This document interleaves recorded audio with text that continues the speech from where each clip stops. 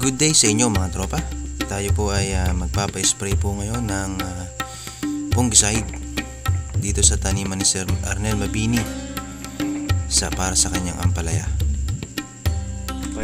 At ang ating gagamitin para sa ating demo ay ang ating Result fungicide na mayroon po siyang sangkap na Cymoxanil at Mancozeb.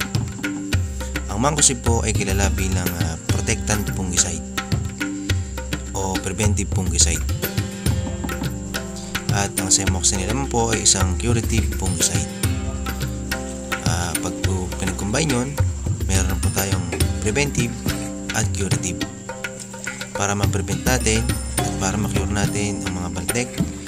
Ganyan din pag sa sitaw ay kalawang. So ito po. So ang ginawa po natin dosage sa ating Result ay 3 kutsara. At ito po yung gagamutin po natin ang mga baltik po na yan o leaf spot.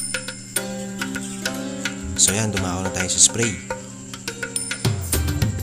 Kat maaari, kailangan po natin na mas panayad at pulido ang spray po natin ng fungicide po na ito.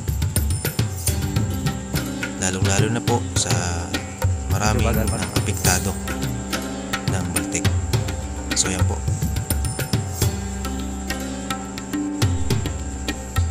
Para po sa magiging resulta niyan, maaari lamang po na samahan nyo ako para po sa mga susunod na araw para po mabalikan ko po yung resulta ng ating pin-spray po na Result.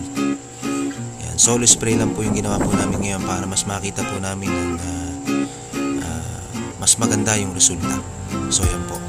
At sa mga susunod ay magpapa-spray din po tayo ng ibang gamot na makakatulong po sa ampalaya ni Sir Arnel Mabini. So yan po. Maraming salamat po sa inyong panonood. Sa magana